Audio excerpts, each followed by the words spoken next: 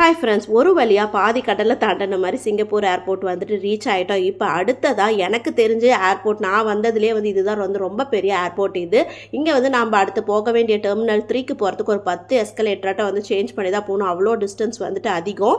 இங்கே ஒரு நல்ல விஷயம் என்ன அப்படின்னு பார்த்தீங்கன்னா வியூஸ் தான். டூரிஸ்ட் ஸ்பாட் மாதிரி கொஞ்சம் அட்ராக்டிவாக வச்சுருப்பாங்க. அதெல்லாம் பார்த்துக்கிட்டே கிட்ஸுக்கும் நமக்கும் நல்லா டைம் பாஸ் ஆகும். இங்கே நமக்கு 6 ஹவர்ஸ் லே ஓவர் டைம். அது எப்படி போகுதுன்னு தான் பார்க்க போகிறோம்.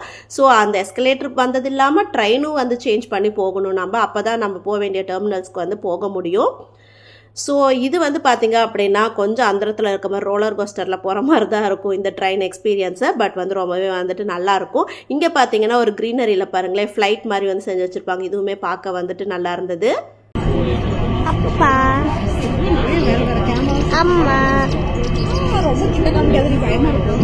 அதுதான் ஃப்ரெண்ட்ஸ், ட்ரெயினில் இப்படி ஏறி அப்படி திரும்புறதுக்குள்ளே நம்ம வர வேண்டிய டெர்மினல்ஸை ரீச் பண்ணிட்டோம். இங்கே வந்ததுக்கப்புறமா ஃபோட்டோ எடுக்கிற மாதிரி பிளேஸ் டெக்கரேட் பண்ணி வச்சுருந்தாங்க.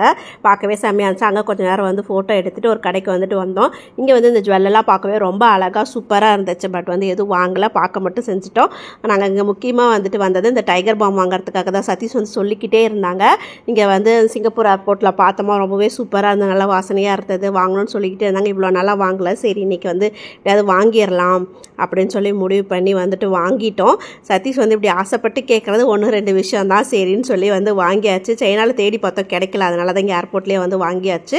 அதுக்கப்புறம் நமக்கு வெயிட்டிங் டைம் ரொம்ப அதிகமாக இருக்குது. சரி இங்கே லான்ச்சில் ஸ்டே பண்ணலாம், கேட்கலாம் அப்படின்னு சொல்லி விசாரித்தோம். எடுத்ததுலேயே நாங்கள் ஒரு தப்பான முடிவுனா இதுதாங்க. நாங்களும் ஒரு 1/2 மணி நேரம் 3/4 மணி நேரம் நடந்துகிட்டே இருந்தோம். நடந்து ஒரு வழியாக கண்டுபிடிச்சிட்டாங்க. கண்டுபிடிச்சி ப்ரைஸை கேட்டால் தூக்கி வாரி போட்டுருச்சு எங்களுக்கு. இதுக்கு நம்ம ஃப்ளைட்லேயே போய் தூங்கிக்கலாம்டா அப்படின்னு சொல்லி கிளம்பி வந்துட்டோம். ஓகே, டாட்டா பாய்.